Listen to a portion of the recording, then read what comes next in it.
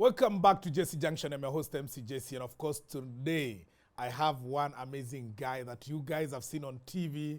Some say he inspires them. Some say, huyu anatupigianga kelele. Wengine wanasema, huyo jamaa mahali nitamshikia. And he's here, but he's a lawyer, a businessman, a young person who actually leads a lot of wazee kidogo na represent vijana kwa wazee when it comes to politics. The Secretary General of ODM and also wakili wa SIFUNA and Associates. Edwin Sifuna. Karibu sana kwenye Jessy Junction. Asante kwa. Asante kwa kunialika. Nacheka vile naona yani umekaa hapa umetulia na vile uko nje una breathe fire. Hapana, wewe unajua nikao umejua trick ni kupea mluya chai kwanza. Ukishanipea chai natulia. Si lazima. Mluya asipopewa chai surely. Hiyo kelele tunapiganga juu hatujashiba. Ukipewa chakula kidogo unatulia. Karibu sana kwenye Jessy Junction. Asante Karibu bana, huku Kenoa tunanga mambo mengi. Asante. Ni baridi inafanya tuweke hizi mashol. Naona. Na socks. Ningepata glove ningevaa na kale kakofia kako na unaacha kauso hapa. Na kiboshori uko ndani. Na kiboshori. So karibu sana Sifuna, good to see you. Asante bana. And it's an amazing job you're doing. Thank you as a young person. Yeah. Na unafanya kazi na wazee. How is that? I think ukipata hiyo mix mzuri ndio yani vitu zinasonganga haraka kwa sababu many of the issues ukitackle inataka pia hiyo experience ya wazee na hiyo new thinking ya vijana. Unaona times zingine unaambianga mzae unataka kufanya kitu anakuambia hiyo kitu tulijaribu 1975 ikakwama. So wewe kama kijana unamwambia but 1975 hakukuwa na hii. Unaona? Kuna vitu na computer, kuna internet. Yaani vitu mob tuna taking for granted. Yes. Kama sisi tunajiita vijana lakini ukiangalia ile venye technology imemove over the period of just kuanzia tu hata 1990. Yes. Si ni wase tulitumia call boxes. Unakumbuka call boxes? Yes, unaenda unapiga simu. Tulikuanga kama coins. Sasa kama mimi nilikuwa huko Mushadha tu. Bungoma. Babangu wako hapa ati Nairobi anafanya job. Kulikuwa kitu inaitwa reverse call. Hauna do. Yes. Unampigia. Hii reverse call ya Safaricom hii kulikuanga na sasa ile. Na watu wanadhani hii reverse call ya Safaricom ati it's new technology. Ati you have new technology. Kulikuwa sasa hauna pesa. Unapiga simu kwa kulikuanga na maoperator. Yes. So unaongea na operator na mshow kuna namba ya huyu jamaa anataka umpigie. Mwambie ni kijana yake. Yeye alipe anipigie kuna kitu nataka kumwambia. So from hiyo time yote imagine, kuja hizi makompyuta, kukakuja na simu za jamii. Hiyo time hizo mobile hazikuwa affordable. Kulikuwa na mobile phones zingine zinatoshana kaa zile zilikuwa na kieri kama hii hose. Hiyo ndio mobile. Ikakuja hizo Nokia 3310 nini hizo vitu tulikuwa tunaona tu. Watu wale wanajiweza wako nazo. So vitu mobs zimechange. So ukipata hiyo mix ya wale wase wako na hiyo experience kuna wazee wameona maneno. Lakini sasa unawapatia hiyo context ya saa hiyo. Ukipata hiyo mixture unakuta mnapata solutions ya vitu vile unaweza fanya. So they also listen to you sana. They listen to you because unajua perspective ya watu ina change. Na pia unaweza pata idea poa sana kutoka the most unlikely quarters. Unaona hata mtoi mdogo anaweza kupea idea na perspective ya kitu wewe hujaona. Unaona? So inatakiwa kukuwe na yani society na blend the experience ya wazee na hii vision yenye the new generation iko nayo. Unakuta country inasonga sawa. Now working with the Right Honorable Raila Amolo Odinga. Si mchezo. You know, na ule he's not even a seasoned politician. A legendary politician. Somebody who's been there. Akiitwa baba ni baba pia ya a lot of politicians. He's not just a name. Ati juu ni mzee. Hapana, his experience in politics. And then you as a young person, kijana tu juzi ametoka university, and now you're working with Raila. Ukiwa shule, you went to Nairobi University. Yes. Now primary ulisoma wapi? Hey bro, kuna primary school inaitwa Kakamega Township Primary. Now, ukiwa huko Kakamega, did you envision that one day utajipata umefika kuwork with politicians like Raila Amolo Odinga? Kwa sababu hata ukiwa primary, he was still one of the most powerful politicians in this country. So hebu nipe story yako kutoka Kakamega hapo mpaka ukakuja ukafika ati. Actually mimi huona yani life yangu nimekuwa lucky sana kwa life yangu. Juu Jessy si rahisi yani wase ulikuwa una grow up ukiidolize. Ufike place sasa unafanya nao kazi. Unajua kina Orengo, kina Raila ni wase yani tukiwa watoi tulikuwa tunaangalia zile vitu zilikuwa zina happen. Si ni watoi sasa tuligrow up under Moi. So hata ile yani tu ile time huko Shags, unajua kuna time moja alibuy hizi magari za polisi zinaitwa Mahindra.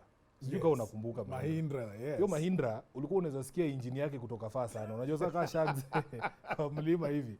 Sasa ilikuwa ukisikia sauti hiyo Mahindra unajua kumekujwa. Unaona baba yako akiingia kwa miwa. Yaani anatoka mbio. Sababu unabaki hapo jini watoi. So hiyo ndo yani regime tuli grow up nayo. So ukikuta sasa kina Orengo walikuwa na stand up wanasema this is not how life is supposed to be, kina Jacom when they were calling for multi-party elections. Nakumbuka 1991 ama 90 hii stories za democracy sana ilikuwa imeshika kabisa, watu wanataka multipartyism. Kulikuwa na stadium iko bado inaitwa Buhungu huko Kakamega. Kina Martin Shikuku walikuwa na Kamuko. Sasa ni watu yani unaangalia hivi msee ako hapo kwa gari, unaambia huyo ndio Shikuku, unasema bana hawa sio. Na wewe ni kijana tu mdogo. Tulikuwa nini rally sasa hiyo ndio time za kwanza tulikuwa tuna interact na watu, wanakuja wanatufundisha kufanya hivi. Hiyo time walikuwa wanatuambia watu wa Kano walikuwa wanatushia ukifanya hivi wanakata kidole moja. So ndio ibaki ukifanya hivi. Kano ilikuwa tingiza kidole ndio ukifanya hivi unafanyia hapa nyumba. Hiyo time ndio tulikuwa sasa tuna interact na siasa, tunajaribu kuelewa hawa jamaa tulikuwa tunaona ni kama yani wako juu sana to stand up during multipartyism. Rallies zikikuja Buhungu Stadium. How old were you that time? Bro, 92 I was 10 years old. 92 I was 10 years old. So hiyo time niko kitu 9 years hivi. Ndio unaona Martin Shikuku that time. Mara yangu ya kwanza the multipartyism ilikuwa ni Martin Shikuku, kina Orengo, kina Matiba, I mean James Orengo, Jaramogi. Hiyo time yani tulikuwa tunaona watu wenyewe wanatufaitia, wanataka tukue na space yenye kila mtu anaweza ongea. Did you understand that? Hiyo time tulikuwa tuna understand. Juu pia tulikuwa tunaona venye watu wanaishi. Kama vile nakwambia yani sikuwa naelewa kama mtoi, mbona ukiona gari ya polisi uingie kwa miwa? Na ni buda yako si wewe mwenyewe. Unaona? Huwezi ongea ama chief nini walikuwa yani watu wenye mnawaogopa. Hizo siku tulikuwa kwa parade hata shule. Lazima useme loyalty pledge nini. So unashindwa yani huyu msemo mmoja yani anawezaje kutuambia venye tunasema. Lakini sasa unajua tulikuwa watoi. Pia Moi tulikuwa tunamlike. Ndio alikuwa anatudunga maziwa kila wiki. Tulikuwa watoi. Alikuwa anatuletea maziwa shule bana. Ilikuwa inasaidia. Watoto wako wanajua ubaya. Hawezi ona hiyo ubaya. Until usikie watu wanakuambia. Alafu sasa wakuambia yenyewe venye tunaishi hivi sio vile inafaa ikue. Mara yangu ya kwanza kukula pesa ya siasa, tulienda na Maadhe kwa ofisi ya Kano. Ofisi ya Kano hapo Kakamega ilikuwa opposite pa KCB iko sahi. Hiyo sana ni hiyo time 1992. Ofisi ya Kano Maadhe akapigishwa line bana, unadungwa so 5. Unajua so 5 hiyo siku ilikuwa domob Jessy. Alafu walikuwa wametuambia unajua hizi pesa ukikaa nayo sijui ni za Devo, unakumbuka? Hiyo kwanga na story hizo. That time ile note ya 500 ilikuwa inaitwa Jirongo. Ilikuwa inaitwa Jirongo. Sasa hiyo punch ulikuwa ukipewa hivi, unaona tu Maadhe amekuvuruta mbio, mnaenda kulikuwa supermarket hapo inaitwa Mama Watoto supermarket. Ati mnanunua kila kitu juu ukishika hiyo pesa ukae nayo ukipeleka kwa nyumba. Hiyo ni shetani zingiza kwa nyumba. So hizo ndo interactions zetu za kwanza. Juu pesa haikuwa inapeanwa. Multipartyism. Alafu sasa imeanza kupeanwa. Hiyo pesa tulikuwa tunaona hizo siku za Kano ilikuwa do serious. So hiyo punch Maadhe akaingia, mnanunua unga nini mnaenda. So actually ku look up kwa hawa jamaa, alafu inafika sasa time tunakaaga sasa ati kwa room moja na kina Orengo na kina Jacom. It is actually an honor of my life because jamaa ile experience wako nayo, credentials wako nayo. Unajua watu huchukulia some of these things for granted Jessy. Ile time kulikuwa na outlet moja peke yake ya news. Wacha siku hizi ati mnafanya hapa mashow sijui ati YouTube sijui. My friend, hizo vitu hazikukuanga. Kulikuwa na news outlet moja na ni KBC. Ninaanza na mtukufu rais. Vinya amesema. Kwanza uanga news ikianza picha yake imewekwa hapo. Hizi freedom of speech watu wanazitake for granted. Hizo time ungefikiria aje kutusi prezo. Ati prezo ameweka kitu. Mlifukuza mpaka president nini Twitter ba. Jia kumsomea na kumtukana. Mbaka akasema hii kitu mimi nimeachana nayo kila siku mnanitusi hapa. So hizo time unge hata kutusi Moi. Ungetusi Moi aje bana bro. Hawezi mfikia hata. Hizo siku unasikia ati there are many political parties. Hiyo siku kulikuwa na chama moja peke yake. Kano. So kukaa na hawa wazito wenye wametujengea hii society yenye kuna hii freedom, unaweza fanya vitu zenu, unaweza ongea vile unataka. Kulikuwa na law inaitwa sedition. Ukiongea mbaya uko ndani, kuna hizo vitu za detention without trial. Siku hizi watu wako na hizi constitution yetu sasa inasema huwezi kukua tu detained without trial. Kwa jela you are required to be produced 24 hours after. hizi vitu si ati ni you don't take them for granted Jessy. Aziku kuanga. So kuna watu wamepigania. Kuna watu walipigania na amongst them sasa ni kina Jacob. Watu walisuffer for these things. Yes. Siku hizi bro unalia ati 24 hours zimepita hujapelekwa kotini. Mtu amekula detention miaka 9. Juu ya hiyo story moja. Story moja. Ukiona mtu kaa baba, baada yako anadai unajua sijui 3 years ama 3 months later. Hata wakuambii, hata mazishi uendi, watoi wako nini wanaharasiwa, wife yake alikuwa mwalimu, walikuwa wanamsumbua. So bro, kuna watu wamepay the ultimate price kukuwa na hii society tuko nayo sasa hii. So it is an honor, my friend. Unajua hizi vitu yani mimi huona tu ni Mungu. After kuidolize our say miaka yote, nimepata opportunity ya kukaa nao, kufanya job nao, pia wanatumentor, unajua. So that the next step ya leadership pia tuweze kuitake.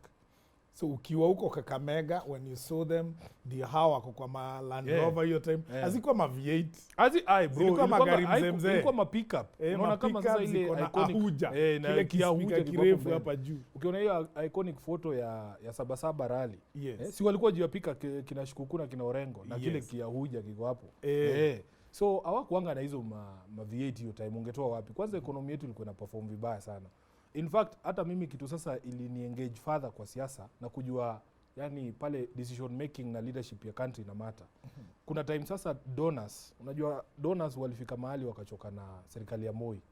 Wakaanza kupull out program zote. So mimi tulikuwa tunaishi Kakamega juu budangu alikuwa anafanya kwa one of those programs zimefandiwa na Finnish government. Ilikuwa inaitwa Kenafia. Watu wa Kakamega wanajua Kenafia. So vile hawa lazima ingekuwa Kenafia. Ndio hiyo sasa. Mambo ya afya ndio na kukula. Afya. So lazima kitu ingenimiwa. Sasa kulikuwa na hiyo Kenafia na Kefinko. So venye hao madonors walikosana na Moi. Si waka pull out. Mazee sasa Buda kaachishwa job. Hiyo ni 95 pale. Nilikuwa nafanya sasa class 8 hapo township. So madonors wakipull out, si watu wameachishwa kazi. Ikabidi mazee turudi ushago. Na sasa hiyo ni 96. Na kusema ushago unatoka Kakamega unaenda Bungoma, sijui kama unaelewa. Already Kakamega ni ushago. Lakini saa hiyo time ni lakini Kakamega ni town, ilikuwa provincial headquarters. Ukitolewa hapo upelekwe Busia bro. Hiyo ni umetumwa ushago. So nikienda form 1. Si 96 nimeingia form 1. Ulikwenda form 1 wapi? Si Musingu. Kuna shule inaitwa Musingu High School pale Kakamega. Shule ya power sana bana. Big up watu wa Musingu wanajielewa. So ile first term umeenda shule, nikienda shule first term nilitoka Kakamega. Home kwetu Kakamega, alikuwa naishi hapo Malemba. Mazee tukifunga shule, naona madhara anachukua gari ya Bungoma. Na show kwani kumeendaje? Akanisho unajua sasa maisha ilibadilika after budako aachisho job, siku hizi tunaishi Bungoma. Mazee nilienda Bungoma nikakuta ile nyumba tulikuwa tunaishi. Unajua tulikuwa tunaishi kwa 2 bedroom house hapo Kakamega. Yani fair ni ya mawe iko na stima. Mazee tukaingizwa kwa nyumba nyingine hapo 2 room. Yani kuna room moja hapa na nyingine hapa. Moja ni kitchen, hii nyingine mnalala hapo nyi wote.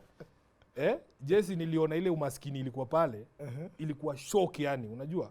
Umetoka ile life sijui mlikuanga mnapika na gas nini, umerudi kwa stove, machozi kila siku, mara kuni mnapigia hapo nje. Saa ya kulala mazeni ngori mnameka hivi pazia, madhala le side nyinyi mlala. Yani ilikuwa tu life nyingine terrible. I don't think kwa life yangu nishaikuwa heartbroken kama hiyo moment. Sikuamini yani tulishukishwa. So una realize ile leadership yenye mko nayo, decision making yao ina impact wase hapa chini. So hata watu wakituambia hapa mambo yao kusaidia watu wako hapo chini, lazima muwaulize decisions zile mna make hapa juu zinasaidiaje mtu wa chini. Mtu wa chini hahitaji atukuje umpatie pesa ya rent. Hapana. Policies zenye mnaweka kama gava zinaweza saidia mtu ajiinue kimaisha. Unaona? Wewe unakuja unasema unataka kufanyia watu wa boda Harambee. Na hujajenga barabara. Watu wa boda ndio wanatumia barabara mbaya yenye every month mtu ana spend almost 20k ku repair hiyo motorbike. So umemsaidia aje? So ile boda ni kuharibika tu kila wakati. Ni kuharibika tu kila wakati, lakini si aliwafanyia Harambee. Infrastructure inge last at least 2 years. Aliwafanyia Harambee. Weka ability kwa mkono za watu. So wewe ni president hapa juu. Unajua kuna watu wanafanya biashara za chini hata hapa hivi penye tuko Kino. Sinaona bila hii stima for instance hapa. Tungekuwa tunapiga hii show kweli. Haiwezekani. So mtu wa kufikiria aone venye anaweza tengeneza grid yenye itafikia kila mtu. Unajua kuna places hakuna stima. Hii Kenya mpaka leo. So hiyo stima nilikuwa napigia mtu story hapa. Mimi nikitaka kwenda Kenya School of Law, nilianzisha ka business kangu pale chini. Kakuchezesha watu PS2, leo unaokota 1000 per day nini. Lakini we imagine Bungoma hiyo time 2005 2006 stima ilikuwa so unstable. By kitu kama 2 o'clock mvua ikijaribu tu kunyesha, stima imeenda for 1 week, for almost a week bwana. Transformer ikichomeka ni hivyo. So tumeona kama transformer lazima itoke Nairobi. Yeah. So unakuta kama hiyo time hiyo stima ya Bungoma yani ilikuwa ukiwasha taa 2 kwa nyumba zote zinazima. Unaweza washa tu taa moja pekee, alafu mtu anakuja kuambia ameweka stima. So tulifurahi juzi wametuwekea line mpya kutoka I think Olkaria inafika mpaka Kisumu, lakini sasa ina serve Western region yote. Kuna stable electricity Bungoma sahi. So kama unafanya job yako ya kinyozi, unaingiza pesa yako bila mtu kukuja kukupatia hiyo pesa. Kama watu wanachezesha PS sasa kama mimi hiyo time, unaingiza pesa yako bila mtu kukuja kukupatia handouts. So inatakiwa wale wase mnaweka kwa positions, Jessy lazima muangalie mtu mnaweka kwa position. Watu wasikuje kuwadanganya tu na story. Angalia track record ya mse na zile vitu zenye ana propose kuwafanyia alafu mpatie kura. Yeah. Now kabla tuendelee na story, nataka kuuliza story ya vile ulikuwa Nairobi University, vile ulisurvive na umetoka kwa hiyo umaskini yote hapo Bungoma mahali mnatoka kwa nyuma ya kate, nyumba ya ilikuwa ya matope hivi, imepigwa plaster. Ilikuwa tu ya mawe ndio, lakini ilikuwa imepigwa plaster, lakini iko down sana. Haikuwa ya mawe by the way. Ile tulikuwa tunaishi hiyo time. Inakuwa ni matope hapo imeplasteriwa na sand juu. Unajua hiyo sasa ilikuwa kakeja kalikuwa tao juu kuna place inaitwa Makaburini. Actually it was a former graveyard. Alafu ikareclaimiwa. Si jokes, we cheka tu hapa. I'm tuambie story ya graveyard. We'll be back on Jessy Junction with Edwin SIFUNA SG wa ODM. Atuambie vile walikuwa na survive kwa graveyard and they are alive. Reclaimed. We'll be back in a minute.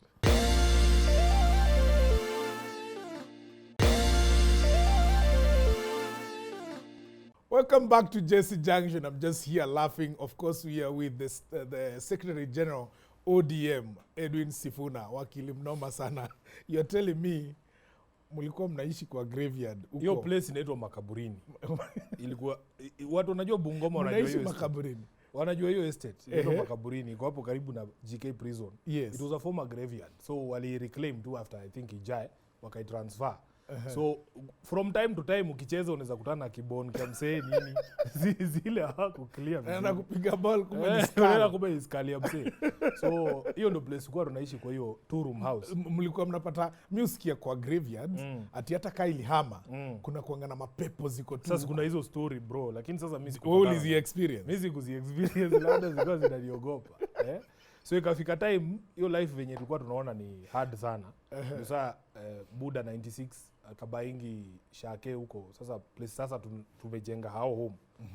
Ka village kanaitwa Siaka huko Sangalo. So hiyo yenye sasa tulijenga huko ilikuwa kubwa ndio, lakini tulijenga hao ya matope.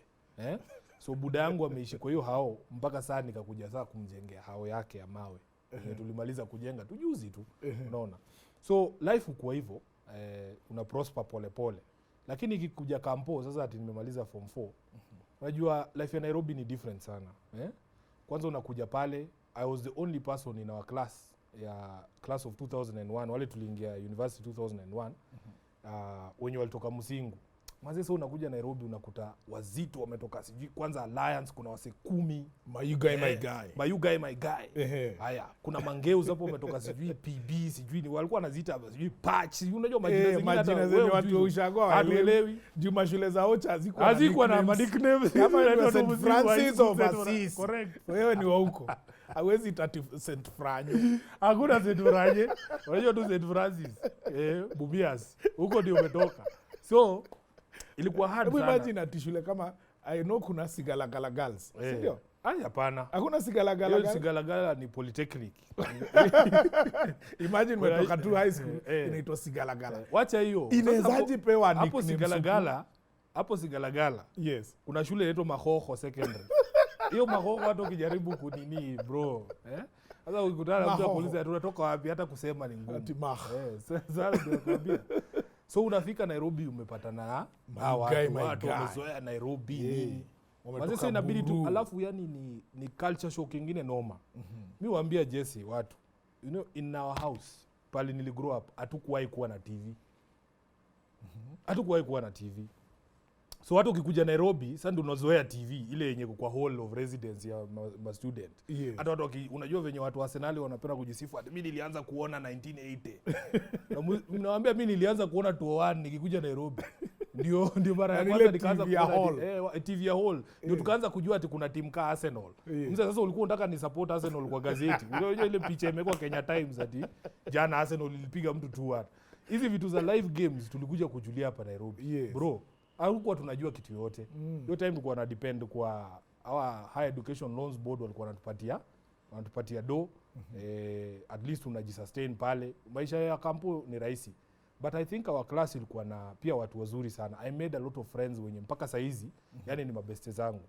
So hiyo ndo time sasa unaanza kujua Nairobi. Ulikuwa ushamba yetu tu, unatoka tu siku moja kampo, unachora line straight, unasema acha nifike hapa archives. Nirudi hivi ni at least nianze kujua CBD ile nakaa, unajua hapa ni archives, unajua afya center, Kencom. Unaona? Hivyo tu pole pole. Unajembelea unaenda Kencom nirudi. Pole pole unaenda unarudi, unajua hiyo route. Si ndio wale wase tulikuwa tunapelekwanga sasa ati ma club hizi. Bro, club ungetoa wapi Bungoma? Sasa ndio unapelekwa hapo K1. Unakunywa unalamba bia moja usiku mzima. Kwanza kabla utoke kampo umejifortify na kulikuwa na hizi pombe zinauzwa kwa sachet. Hata gava ilizibaningi. Weka hapa kina Napoleon mini pack ya safari zile kina nazizi wanasemanga ndio ilikuwa sasa zetu. Unanyonya nje hapo nje, kwanza unapiga hizo black and white mbili, sachet mbili. Alafu sasa ndio ingie kama umeiva. Umeiva. Alafu unalamba tu sasa taska moja usiku mzima. The whole night. Kujifunza tu maisha ya Nairobi hapa na pale nini.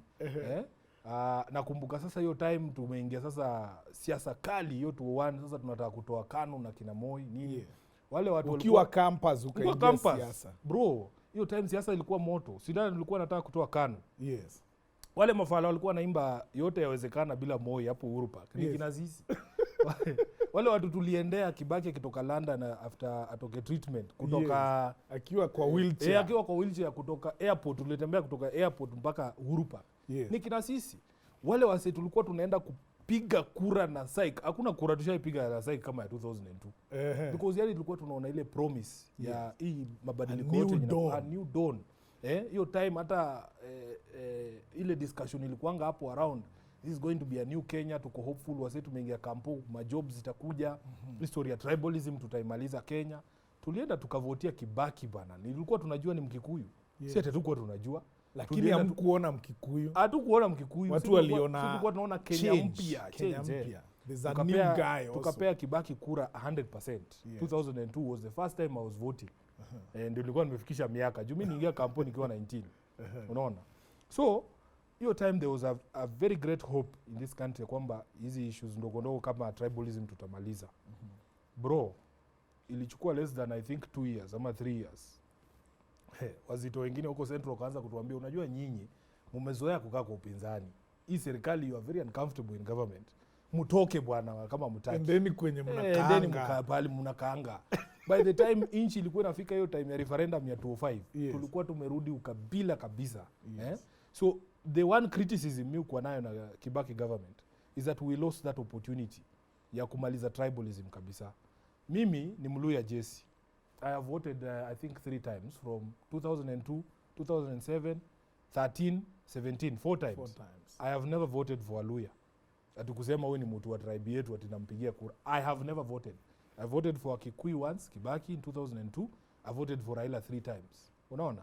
And that is the sort of country tunataka kubuild. Na si kabila yetu, there is a reason. Unajua hii kitu ya kuinsist tu ati huu ni mtu wetu na hata kama hawezi kazi. Unajua kuna communities zingine unasikia mtu anasema hata kama ni ng'ombe bora ni yetu. Na at the end of the day zile decisions zenye ana make yani zina affect kila mtu. Unaona? Hata wewe watu wakilia juu ya umaskini, hakuna dawa, hakuna barabara, ni across the country.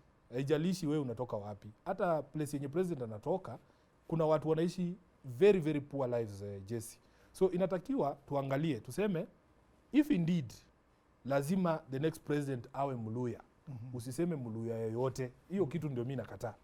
Look for the best Luya, because at the end of the day you have to have somebody who has actually your capacity ya kufanya hiyo job. Na sasa wakati ulikuwa unatoka Kakamega, Ulikuja Nairobi University. Yeah. You came to study law. Yes, I came to study law. The people that you saw at Buhungu Stadium fighting for this country, Yes. Kina Orengo and all Yeah. that, you knew they were lawyers. I knew they were Did lawyers. they influence you to the decision ya kuamua I'll study law and not business management? I think saa zingine watu upenda kupretend ni kama ati life yao walikuwa wameiplan out. Hizi vitu saa zingine tu ni bahati. Mimi nakumbuka hata the initial calling letter yenye nilipata kutoka UN haikukuwa ya nini? Ya law. Ilikuwa ya business admin ama kitu kama hiyo. So nakumbuka time fulani tulikuja sasa na budangu Nairobi ati kuchange. Kulikuwa na opportunity ya kuchange ile course yenye umeitwa.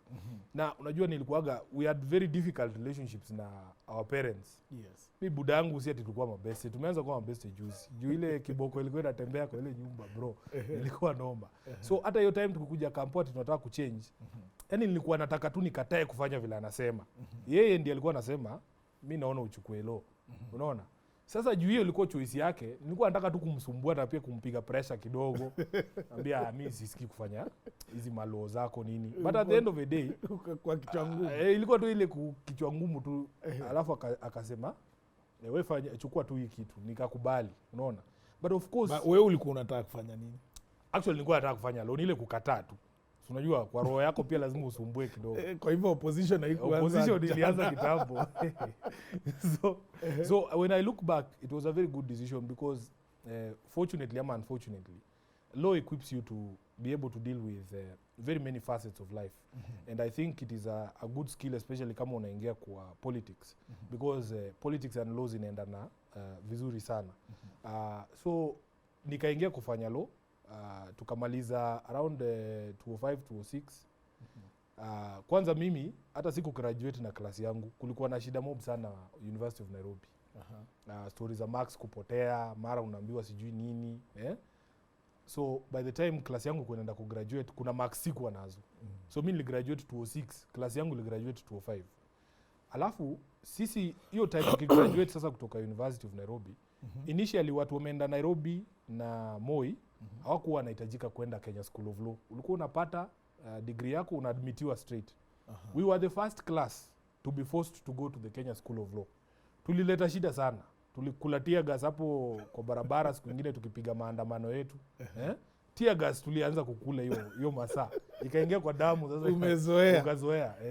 Ama maybe pia umeniambia mahali mlienda Bungoma, mlikuwa mnapika na stove, mnatoa machozi.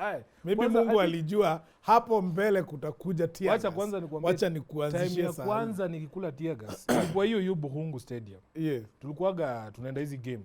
Kuna timu huko ilikuwa inaitwa Motcom. Motcom ilikuwanga zile timu yenye unasikianga siku hizi watu wakisema ati it's made up of farmers. Ile yetu sasa ilikuwa walimu, yani wanacheza in spare time lakini wako kwa Premier League. Jamaa tulikuwa tumewaamini. Juu walikuwa wanachezanga ball. So hiyo Buhungu kwanza kuingia ilikuwanga 1 bob, lakini 1 bob inatoka wapi? So tulikuwa tuna sneakingi chini ya waya. Tunaingia chini ya waya. Na zile tunnel za maji. Tunaenda tunakaa place inaitwa Russia. So kuna time Motcom ilikuwa inacheza na Bandari. Sasa tuliwapiga tu 1-0 mzuri lakini refa akawapea pena. I think 89th minute tuko game ikienda kuisha. So unajua tukakataa bwana, tukakataa matokeo. Tukakataa matokeo.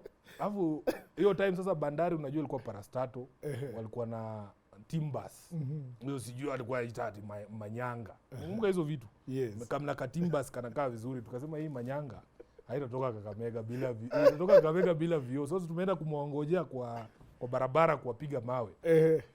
Bro, tulikula tear gas.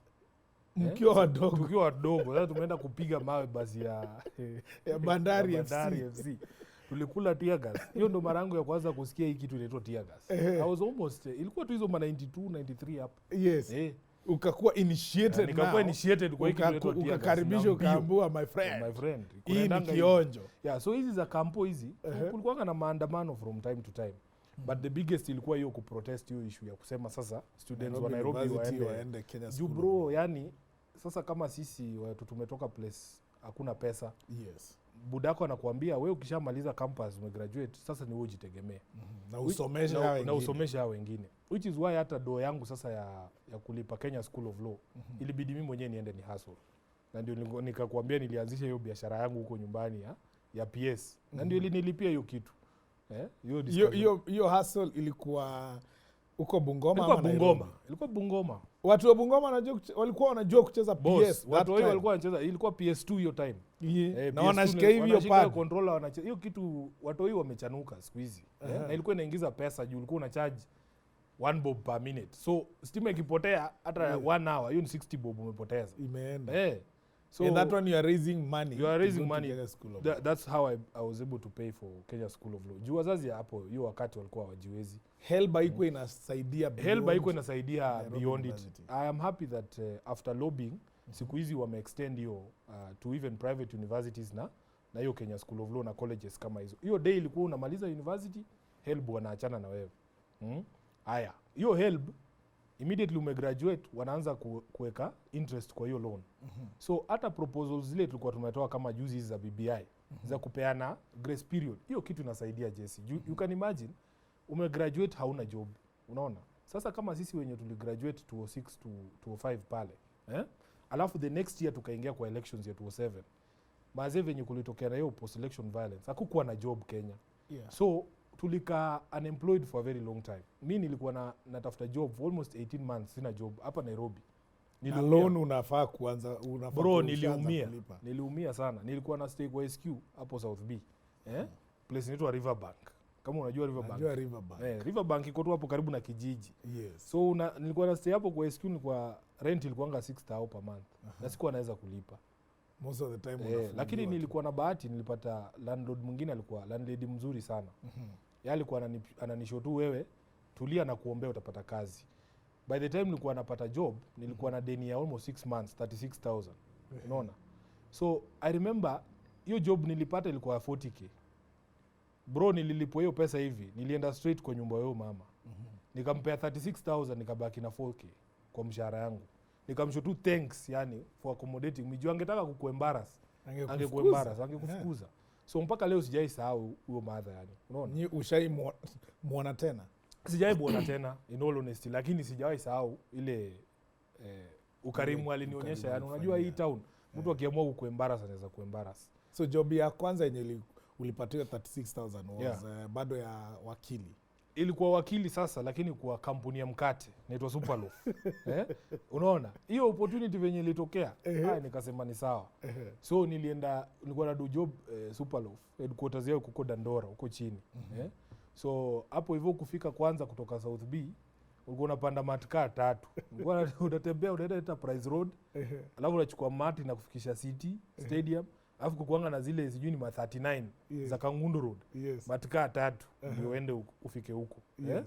So after some time yani unaanza kuomoka kidogo, at least ka income kwa kikuwa regular. Nikahamia Roysambu, kwa 2 bed. So unasikia pia wewe nikao umeanza kufika.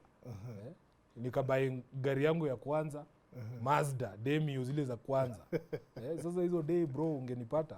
Sasa unajua ukisha watu wakaanza kukuidentify kama wakili. Unakaa kama wakili bana. Tulikuwa tunatoka sasa kama saa 3 hivi kuna game Nyayo. Wewe una drive sasa. Unaingia sasa na kama Mazda kako ulikuwa unatoka South B hivi. Unaingia hapo Oilibia, ilikuwa hapo Oilibia ya Bellevue. Unaweka kwanza ngata ya Sombili. Unajua ngata ya Sombili hiyo siku si ati ilikuwa kidogo. Ukishaweka hiyo Sombili sasa unaweka kasambusa hapa hivi kwa traffic. Wakutambue. So unaingia Nairobi West, tunawekeza kanyama, drink kidogo, saa 9 unaingia study. Piga kelele unarudi home. Unaona? So hivyo pole pole tu. So na ulianza lini, uliacha lini ile biashara ya kuchezesha games? So hiyo time kwanza it is a very interesting story juu ilikuwa sasa immediately nilipata hiyo job ya kwanza. So nilikuwa nimekaa Nairobi. Bro yangu mdogo nilimwacha akiranio busy. So tulikuwa tumesikizana juu siku anga na job. Alikuwa every week on Friday ananitumia pesa. Unaona? Sasa venye jamaa walisikia nimepata job without informing me wakaacha kutuma pesa. Sasa kuna siku ingine nimeenda tao. Nimeenda tao kuangalia do, walikuwa naikanga do kwa account. So nimeenda tao kuangalia do, nakuta hakuna pesa. So unajua ile kitu yenye wewe una expect pesa, umeingia tao na 50 bob peke yake kwa mfuko yako. Si ndio? Unajua vizuri utafika kwa ATM utoe pesa ya kurudi. Alafu unafika kwa ATM hakuna pesa. Sasa hiyo ndio unapiga simu unauliza, ala? Ni aje mbona mjaweka pesa? Nakwambia ati mama alisema ati siku hizi uko sawa. Tuache. Ulipata kazi. Ati ulipata kazi tuache kukutumia do. Bro, ushaikuwa stranded tao. Unajua na hakuna kitu utafanya. Hakuna kitu utafanya. Lakini uzuri kuna baa ingine hapo tulikuwa tunakunywanga hapo karibu hapo juu ya Tuskys Pioneers. Nimesahau jina yake. Hao mawaiter walikuwa ngatuma pesa zetu. Hunters basi. Kumbe unaijua. Si ati mimi nilikuwa nakunywa. No, si ati mimi kunywa. Ni ati nilikuwa napita hapo na iona. Naona vijana wa university wakipita. Sasa hiyo Hunters. Kumbe ni nyinyi. Hiyo Hunters tuko na relationship at least na huyo bartender. Nilipanda hapo juu nikamshow bro, kimeumana bana. Nikamtao nilikuwa na expect pesa na huyu jamaa alinipatia do kutoka kwa till. Akanipatia ya kurudi home. Akaniambia shika, najua utarudi tu utanirudishia. Wewe ni mteja. So hao relationships pia ni muhimu nzuri sana. So hiyo time venye sasa nilipata hiyo job nikarealize si kumbe walikuwa hali mbaya na inawauma hata kunitumia hii pesa. Nikawaachia. Sasa hiyo busy ya PS nikamwambia nimewaachia, jipangeni nayo na so pia ulianza kuwa hustler kitambo. Bro, hii vitu unasikia watu wengine. Nasikianga watu wakiongea. Nasikianga watu wakiongea mimi nacheka tu. Naambia hii kitu all of us have come from somewhere. Na poverty is not something to take pride in. It's not something that ni kitu tu ilikuwa stage yangu. Kuna soko Bungoma inaitwa Chebukube. Chebukube mimi Sifuna nimeuza socks Chebukube. Socks ya mtumba. Tulikuwa tunaenda Kimilili, unanunua bell ya socks 5k, unakuja unauza socks, unapata 7,000. Hiyo ni profit ya 2,000. Unajua hiyo doni mob sana kwa kijana kama mimi. Hizi vitu tumefanya Jessy. Unajua so unaweza sema ushaikuwa hustler. Bro bana. Hivi vitu tumefanya na tumerealize si hatutaki ati tupatiwe pesa, hatutaki kupewa handouts. Tunataka tu gava iweke mikakati ile inawezekana kualau watu wajiinue. So for instance, hiyo biashara ya kununua mtumba na kuuza. Mtu amekaa Nairobi anaandika sheria anasema ameban mtumba. Ningefanya hiyo hustle huko chini. Hapana. Wewe unaban mtumba alafu unakuja sasa unanipatia pesa. Ati nimekuja Harambee. Hiyo ni ushamba, ni ufala. Si hatutaki kusaidiwa in that way. Gava inafaa kuwa facilitative kwa zile ideas uko nazo. Isiingilie sana biashara za watu. For as long as what you're doing is legal, the government should get out of your way to allow us ourselves to bring ourselves up. Watu wenye wanajifanya mamesaya wetu, ati hao ndio mamesaya wa mahasla. Watu they have had opportunity ya kujaribu kuinua maisha ya watu, lakini hawajafanya hivyo. Tunataka kama sasa juzi baba akiongea juu ya rural infrastructure, nimekuambia barabara moja tu Ushago ina changing life. I am telling you, unakuta tu vitu zimechange. Watu wanaweza peleka maziwa kwa soko, wanaweza peleka nyanya zile wamezalisha tu hata kwa garden zao nyumbani kwa soko, unapata income kidogo. Unaona? Si ati mtu akuja kuletea 10 bob. Wanasemanga unafundisha mtu kufish, si kumletea fish. Na hiyo ndio kitu tunataka vijana wajue. So hizi vitu zote unasikianga watu wakipiga kelele, nilikuwa nauza kuku. Boss, mimi ni Mluya bana. Sisi kuku tunaishi nazo. Tunazijua. Nani hajauza kuku? Wewe unajua kuku ni shida. My friend. Tumeuza kuku, tumeuza socks, tumefanya hizi vitu zote. Tumechezesha PS. Tumechezesha PS na so kama ni hustle na nimekuexplainia hiyo relationship kati ya government policy na your ability to feed yourself. Unaona? Kama hakuna reliable electricity na umefungua kinyozi yako, you're wasting time. Kama hakuna barabara mzuri na unataka kuendea beli ya socks Kimilili, you're wasting your time. Hata costs zina increase. Wewe unakuja kufanyisha harambee watu wa boda na barabara haziko, kila time wana spend kufanya nini?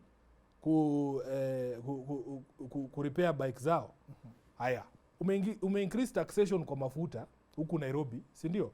Kwa sababu umekopa pesa kuweka kwa projects zenye hazirudishi mkono kwa uchumi. So umejenga railway ijafika Balaba. So watu waoni haja ya kutumia hiyo railway, haiingizi do.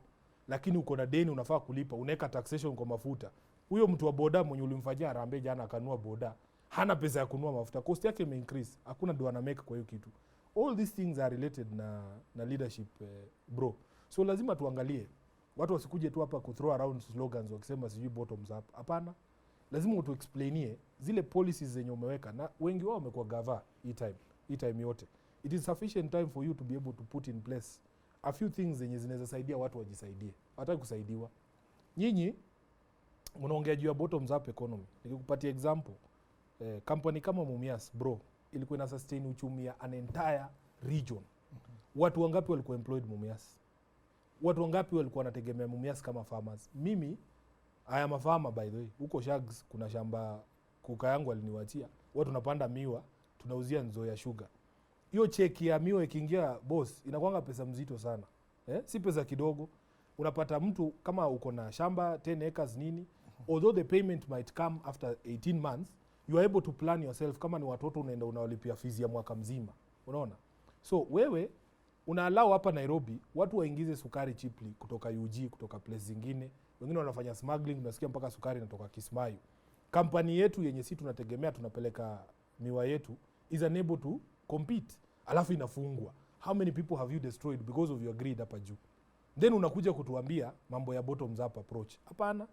In fact, place kama Western, if Nzoia sugar, the sugar industry inaweza kukua revived. And there are some very simple ways.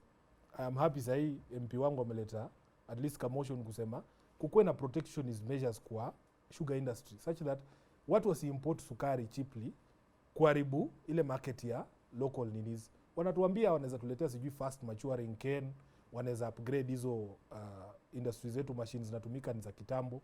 Hakuna mkulima amekataa hizi vitu because at the end of the day mimi nataka nikuwe na place naweza uza miwa yangu na sikuhitaji wewe. Unajua I don't need you as government for as long as I am able to plant my sugar cane nipeleke pale nitalipwa pesa. Unaona? So hizi vitu zote ziko related na leadership. Watu wasikuje tu kuthrow up slogans na ni wao wanatuua pale chini. Na sasa wewe uko na this knowledge. Yeah. A young lawyer, very vibrant. Yeah. Uko na nguvu kama kijana. Yeah. You vied twice. Yes. You didn't succeed. Yeah. In 2022. Yeah. Ndio hizi elections zinakuja Yeah. in the next few months. Yeah. Are you going to vie again? Actually history ya kuvai twice unajua inakuanga propaganda ya watu kunipiga tu. I have only vied once. Mimi nilikuwa candidate wa Senate wa Nairobi. Wa Nairobi peke yake. Peke yake. Previously unajua kitu wanasemanga twice. Mimi nilitafuta ticket ya ODM ya constituency yangu ya Shags. Inaitwa Kandui constituency. Yes. Nilikuwa kwa party primaries za ODM. Sikupata ticket juu nilionyeshwa maneno.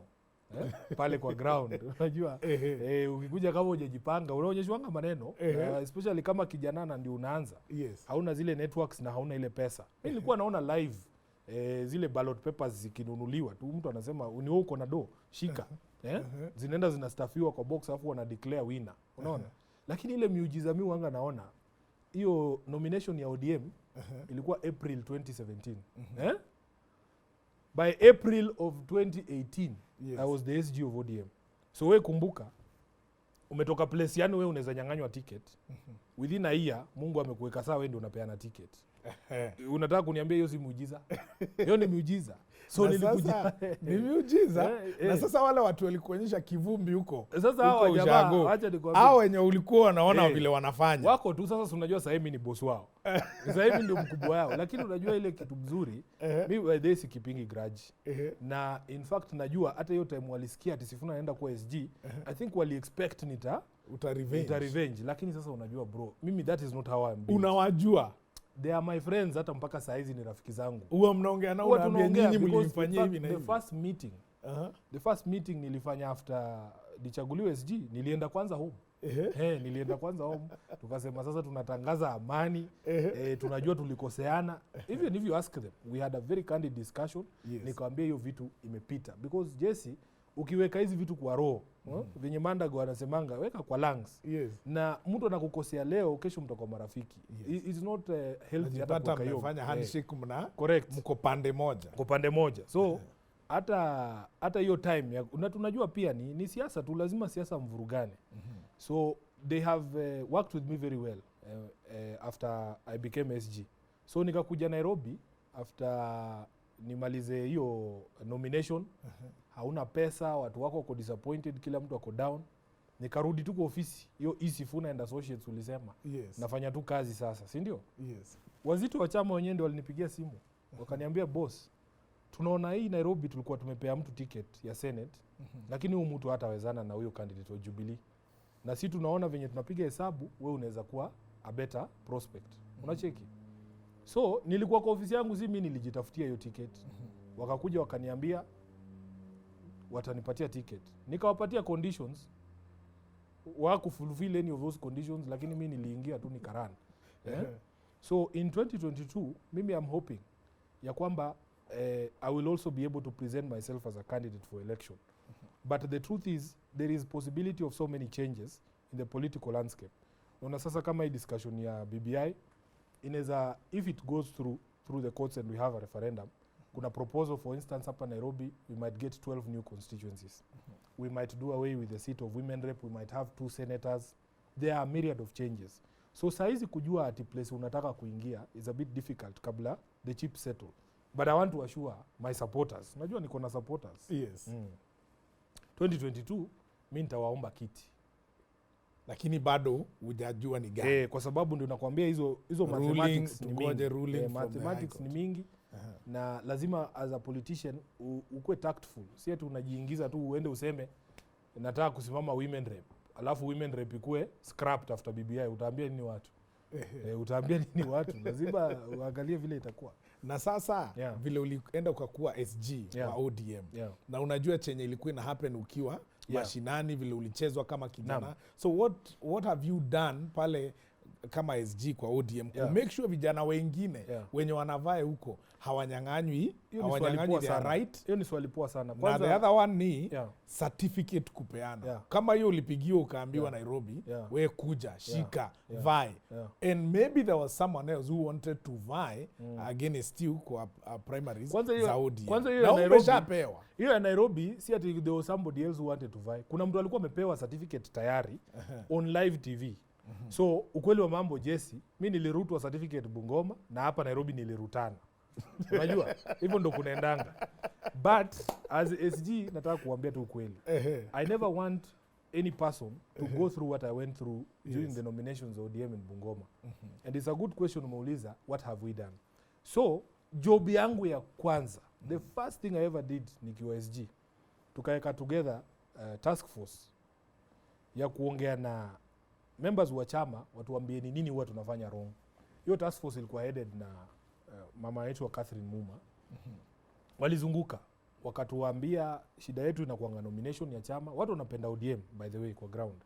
Ni vile wanaogopa that most of the times we don't do things the right way. So hiyo task force ilitoa report. Nilipeleka hiyo report before NEC 2019 huko Nakuru. Iko na recommendations mingi sana. Jessy, before I became SG kulikuwa na elections board ya ODM. Ilikuwa inahediwa na Senator Pareno. Watu wengi walikuwa wamepeana views, wanasema hiyo board lazima ivunjiliwe mbali. Unaona? It was not an easy thing to do.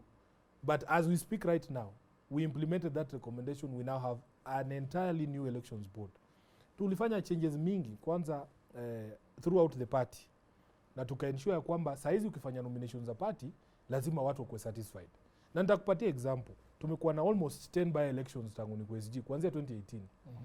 Many of them tumefanya primaries, party primaries, zingine tumepeana tickets direct nini. Nitakupea example ya Kibra. Kibra unajua ilikuwa moto sana after Kenokosa kufe.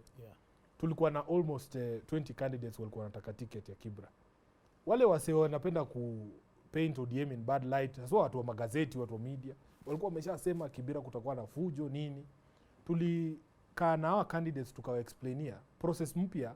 When you carry people along the preparations za party inakuwa better. So every time uko na meetings za candidates mnawaambia hizi ndio plans tumelay pamoja. Mnataka tutumie polling stations zote za IBC ama mnaona tu collapse polling stations. Wanakuambia pana hakuna mambo ya collapse, tufanye kwa polling stations zote. Sawa. Haya. Mnataka polisi wangapi kwa kila polling station? Mimi nimeweka moja. Naambia SIFUNA moja Kibira itatosha. Weka 2. It's very expensive Jessy. But you carry the candidates along. Mnataka system gani ya election? Wanasema wanataka secret ballot. Sawa. We print ballot papers. We provide security. Watu wanaingia kupiga kura. Watu wanaridhika. Unaona? Mtu atashinda nomination ya ODM for as long as SG ni SIFUNA atapatiwa ticket. That is the assurance tulipatia hawa candidates wote wa Kibira. I was there personally siku ya tallying. Hata siku ya election ukisikia kuna shida kwa polling station fulani, Joseph Kang'ethe sijui kumefanyika nini, watu hawapati majina kwa register. I was there myself. Napeleka register nasema huyu mama ndio huyu ako kwa register. Wacha apige vote. Kwa ajili ya kujenga confidence kwa wasee. Ukikuwa declared winner, saizi kwa ODM primaries utapatiwa certificate papo hapo. Tumechange, tumesema on the day of the election kwa polling tallying center kwanza unapewa interim certificate hapo hapo kwanza. Hakuna ati sijui utaendea certificate baadaye, hapana. Inapoteleanga between hapo sasa ndio watu walisema na ofisi. So unapatiwa interim kwanza hapo, alafu unakuja unachukua final one pale. Those are some of the changes tumeweka. Now I want to assure you, if you are a member of ODM ama if you are a young person who wants to come to ODM, bro wewe cheza na ground. Sasa uchezi na ofisi. Usi waste time kuja kujuana na Sifuna hata kusaidia. Unaona? Kuna wengine wanafikiria tukikuwa best ya SG atakusaidia. Siwezi kusaidia. Wewe inatakiwa nikikuja kwa area yako, watu wanaimba tu jina yako. Tukisema tuingie kwa mchujo pale, wewe ndio unashinda. Na ukishinda, utapewa certificate yako. So that matter has been addressed. The only thing yenye watu wanafaa wa understand is that hii mchujo inakuanga very expensive Jessy. So unakuta party zile resources zenye tuko nazo, na unajua the problem or the good thing with ODM is that we are a national party. Kuconduct primaries across the country is very expensive. It's almost inahitaji kama ile pesa IBC uko nayo. So unakuta watu hawaja realize that sheria ya ODM, the first mode of selection of a candidate is not the party primaries. It is actually consensus. And we attempt it in every election.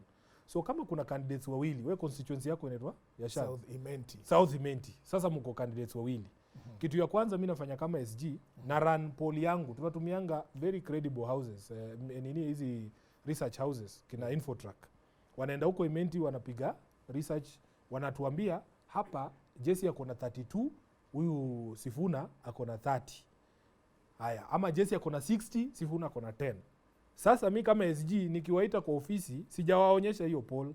Niko nayo hivi kwa laptop yangu. Yes. Si ndio? Sasa mmekaa hapo wawili na wauliza, bro, amwezi sikizana? Hii kitu badala ya party ifanye nominations ni spend 10 million. Naweza chukua one name ni kudunge wewe mwenye utaachia mwingine, uende at least u calm down, urecoup expenses zako, u calm down watu wako, waambie tulieni, tukupatie pia facilitation ya kukampenia candidate mwingine. Alafu nichukue 3 nipatie huyu candidate akampenie, badala ya kuspend 10 kwa primary ni spend 5 kwa the whole election. Wanakatanga kuconvince mtu a step down. Jessy anasema they want to buy me. Anasema mimi watu wangu wamesema lazima nikuwe kwa debe. And we have seen it. By the way, science and numbers are never wrong. They never lie. If I sit with you in my office, all the party primaries nichukue results nikuonyeshe, na nikuonyeshe the poll yenye nilifanya 2 weeks to that primary, the results are always reflective of the poll. However, there are places and incidences we have seen whereby kuna nomination za ODM, let's take chama yenye you are familiar with. Kuna candidates wawili. There is this one mwenye maybe uko na poll zako hapo kwa laptop, unaona huyu ndiye preferred. Unajaribu wasikizane, unaambia sawa, twende kwa primary. Wanaenda wanavote. Candidate A anashinda, candidate B anasikia vibaya, anaamua ataenda chama ingine ama anaenda hata independent. Akienda huko, kura zikikuja zinapigwa, unapata yule ambaye alikuwa number 2 kwa primaries ODM ameshinda na amekuwa ndiye mbunge ama MCA ama governor. Na the one that you gave the certificate ametokea number 2 or number 3. Those incidences the incidents are there, but what I'm telling you is that science does not lie.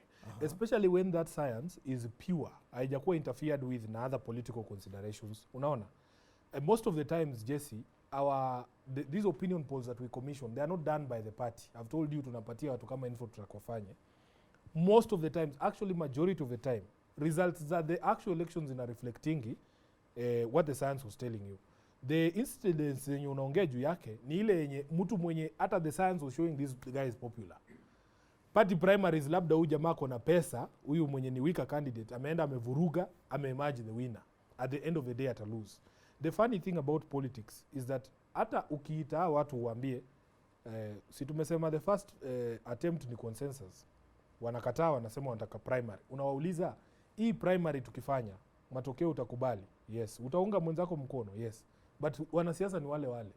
After hiyo primary watahepa tu waende. So sisi kama chama tuna consider, why are we even incurring this expense in the first place? afadhali tu tuseme sasa tutaenda na science vile natuambia. Bonchari tulifanya hivyo. Bonchari tulikuwa na candidates wawili. Mmoja anaitwa JB, mwingine JB sasa ni mkereketwa wa chama, ametoka na chama mbali. Huyu mwingine anaitwa Oimeke, amekuja juzi. Lakini science inatuambia huyo Oimeke atashinda kura. Ako na issues, watu walitukemea sana, watu wa Citizen wakasema ODM imepea mtu corrupt, juu ako na kesi kotini sijui ya nini. Mimi science inaniambia ukipea huyu mtu ticket anashinda. Unaona? So saa zingine as leaders we take a position and we say, you know, in politics you are doomed if you do, damned if you don't. So sometimes you take a decision and you say you are ready to live with the consequences of your decision. In Bonchari we just said we are going to give Oimeke the ticket. Unaona? Tukajaribu kuongea na huyo mwingine akakataa. Nikampatia the same offer yenye nimekuambia hapa. In fact hiyo siku nilikuwa mbebe pesa. Nimwambia bro, si unisave tu hii headache ya nini. Akakataa. Nikarudi na pesa Nairobi. So afterwards ndiye ananipigia simu. Ati bro ile pesa bado iko. Nikamshoa kuendangi imeenda. Hakuendangi hivyo. That's not how it works. Unaona? But Oimeke won. So in what we are doing is that first of all we have commissioned a national poll from each ward in the country. Watuambie this person and this one, unajua kuna dynamics mingi. Yes. Watupatie. It is a science-led approach to political party management. Then we are doing mapping of constituencies. You see, like in South Imenti, you can go back even like 5 elections. There's a profile of the person who wins. Because if you look at how the numbers are, the demographics, who ends up winning and why, you can create a frame in which if you have a candidate that does not fit in those 4 frames, it doesn't matter what you do, they will not win. So that is what we are currently focusing on as a party, because we are now in the election cycle. Out of the 290 constituencies, as SG, I will have a frame of each of those constituencies. Ukiingia tu kwa ofisi yangu unaniambia ni South Imenti, I only need to ask you 5 questions. Yes. Yeah. If you answer those 5 questions and I can see you are in that frame, then I know this is a viable candidate. Yeah. Now, hatuwezi maliza kama tutataja BBI. BBI the other day tukaambiwa imekufa kotini.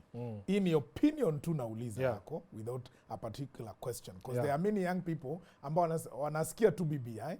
You hear you are a young lawyer. I'm sure you've gone through it or you've been part of it. Your opinion about it, and young people that don't understand BBI and the ones that are saying hiyo ilikufia kotini, and now there's an appeal in the court about nataka hii kitu iendelee. Why should it continue? Ama why should it just remain dead?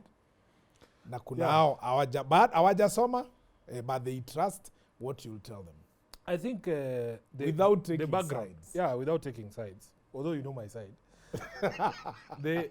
The background to this thing is Jessy, conversation is always good, because what is the alternative to a nation talking to itself? It's war. Whenever you have an opportunity to discuss issues that you don't ordinarily discuss, you should be happy to do it. That is why hata mimi ukiniita kwa issue nafurahi nakuja kuongea, especially kama sasa wewe una bring out vitu zenye labda hata mimi mwenyewe siongeangi about them publicly. Unaona? It is critical that every time there's an opportunity to talk, you take that opportunity to talk. It will not be seen as a negative thing. Number 2, wacha niseme tu from the outset, BBI, it's not life and death for ODM. Unajua kuna watu wanafikiria ati kitu kikufa ati ODM tutasikia vibaya. Boss. Yani venye tuta move on itashock watu wengi sana. Unajua una move on tu, si ilikuwa conversation mume have na imestopishwa. Si mumekataa conversation. Si ati utaona mtu wa ODM akilia ati BBI imekufa. Hapana. It's just a conversation. We made proposals kama sisi kama ODM, tuli understand kwamba hii conversation si ati nisi tunajiongelesha. Kama ODM ingepewa iseme ODM andikeni BBI bill, tungeandika vile si tunaielewa. There are many proposals tulipeana. Unaona? Lakini ni conversation ya kila mtu. So hakuna mtu mmoja mwenye alipata 100% ya kitu alikuwa anataka. So kama sisi ODM tunasemanga the biggest ama the best expression of the will of the Kenyan people resulted from the Bomas process. Unajua hiyo Bomas process ilikuwa very inclusive. Kila msee alipatiwa an opportunity. Hizo talks zilienda for long. Bomas draft ukisoma Jessy ina recommend a parliamentary system. ya prime minister na madeputy prime minister. Yes. Si ati ni kitu mpya, hiyo ndio Wakenya walisema wanataka. Hii system tuko nayo saa hii ilitoka tu ma-MP kadhaa tu wakibaki after wakataa hizi story, wakaenda Naivasha wakakaa wakachange kila kitu. Unaona? Na sisi hiyo time baba akaconsider akasema ni sawa tu. Wacha tuendelee na hii katiba juu 80% of the things that we fought for ziko pale, although we have not finished hii 20%, it is a step forward. Wacha ni kushow in life you should always count small victories. Bro, if you have taken a step forward, moja tu, na ni kitu imewasumbua for some time, you should accept it as progress.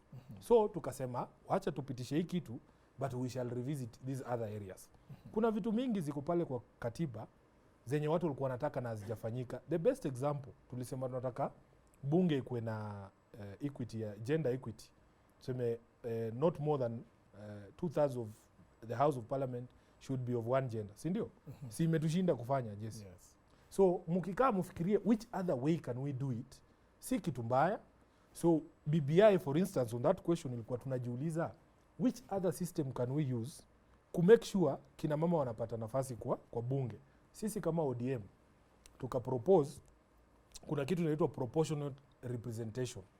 Inatumika South Africa. Unajua South Africa mtu apigiangi MP kura, unapigia chama kura.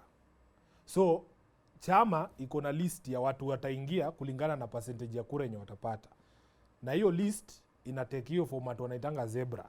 Zebra format ni jina ya kwanza kani ya mother, ya pili ni ya mwanaume, ya tatu ni ya mother, ya nne ni ya mwanaume. Unaona?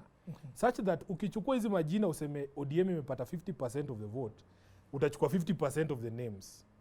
Automatically ukishachukua 50% of the name na zimefuata na hiyo zebra, automatically women watakuwa almost the same na men. Unaona? One of the proposals yenye tulipeana during BBI. Aya, conversation nyingine tumesema we want to strengthen devolution pale chini, pesa ifike mashinani. So gava imeambiwa minimum ya ile pesa inafaa iende kwa katiba yetu saini 15%. Yes. But hawapelekangi hiyo 15%.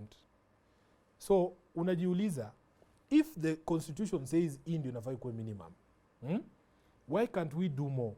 Kwa sababu politician ukimpatia any wiggle room, any wiggle room, Jessy, atatumia hiyo loophole. Ataweka the list. Na unajua zile needs ziko kwa counties ni mob. So the best way ni kufunga mkono ya politicians nyuma hivi. So asikuwe na hiyo ability ya kucheza na hizo vitu.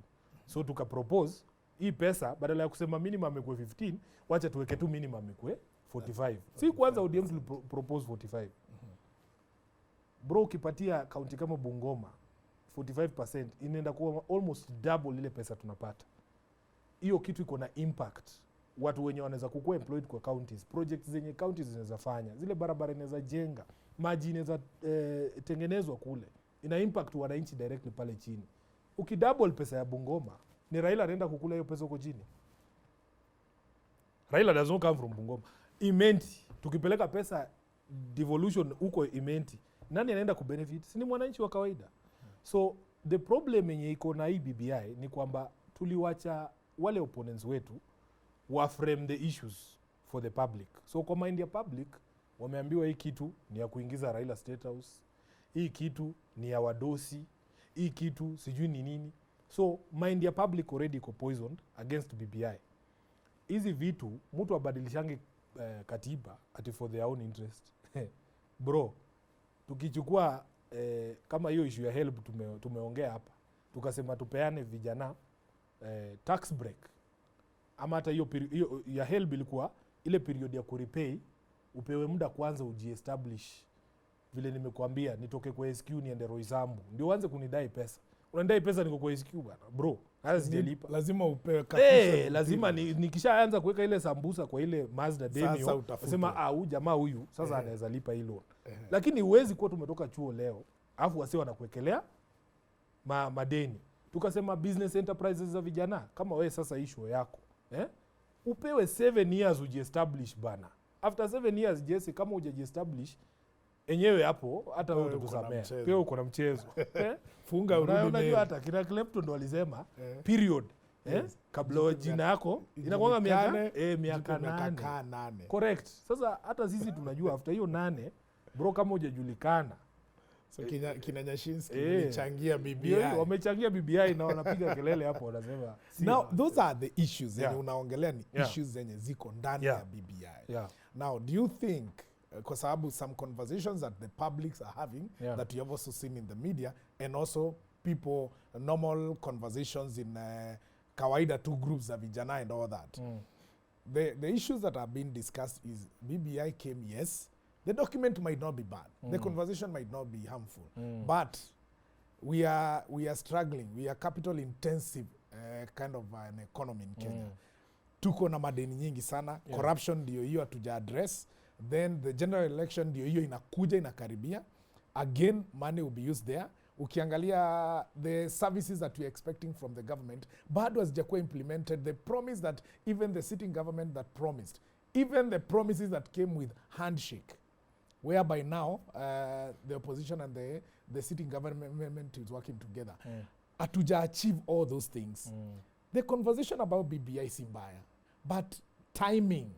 Okay, People had a problem with timing. Maybe it's not the right time now. Let's address other issues and then tulete ile shida iko na ninaona venye hiyo propaganda imeshika hata tu venye umeframe hiyo question kwa sababu people are having a conversation in Bomas. Yes. We are sitting somewhere in Bomas na tunapiga tu story. Wewe umesema kazi ya gava ni kuaddress corruption, poverty, nini. Yes. Kwa mfano Uhuru alikama up na hii historia Big Four. Big Four anasema kujenga affordable houses. Yes. Unataka kuniambia Jessy, tukichukua grader, tuweke mafuta, tupatie driver, tumwambie lima hii barabara. Hiyo grader itakataa kuenda kwa sababu kuna watu wanaongea Bomas. Ukisema unataka kujenga affordable houses, tumemwaga concrete, tumemwaga slab, itakataa kukauka juu kuna watu wanapiga story Bomas. Hiyo process ya kuongea, it has nothing to do with priorities za gava. It's not as if tulikuwa tunachukua ma minister. But it's costing. It's not costing anything. Money. It doesn't cost anything. Wacha nikupatie mfano. Watu waliamka na figa wakasema BBI cost us 10 billion. Hiyo figa ukiwauliza watuonyeshe pali hiyo cost imefika 10 billion, hawawezi kuonyesha. Ni propaganda tu wanatupa nje.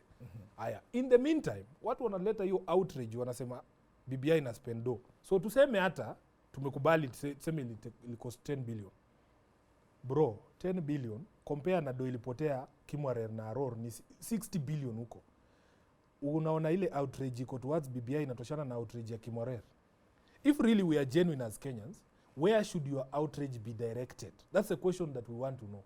The deputy president mwenyewe anasimama anasema, in fact Aror si 60 billion ilipotea, anasema it was only about 8 billion. 8 billion bro. 8 billion ndio mtu anaongea casual hivyo anasema hiyo do ndio imepotea. Compare na hiyo cost yenyewe wanasema hata BBI kufika hiyo pesa. But what I'm trying to say is this. Human beings, conversations cannot be stopped. And then there has to be a distinction between functions of government na sisi the political processes. Political processes can continue hand in hand with governmental policy. Hatu kuchukua madaktari kutoka kwa hospitali tukawaambia endeni mchukue signatures za BBI. Kama tungefanya hivyo ungesema ina interfere na kazi ya gava. Hatuko tunachukua ma cabinet secretary tukiwaambia endeni muandike document ya BBI. Hapana. Wao walifaa waendelee na job yao. This is just a conversation. As a country we should be able to chew gum and climb the stairs at the same time. Unaona? So hii ni part of the propaganda. But what I want to tell you is that the quest for a more perfect nation is not going to stop. This conversation, you are not going to tell the women that BBI ikiisha, sasa tutawahi ongea tena story ya gender equity.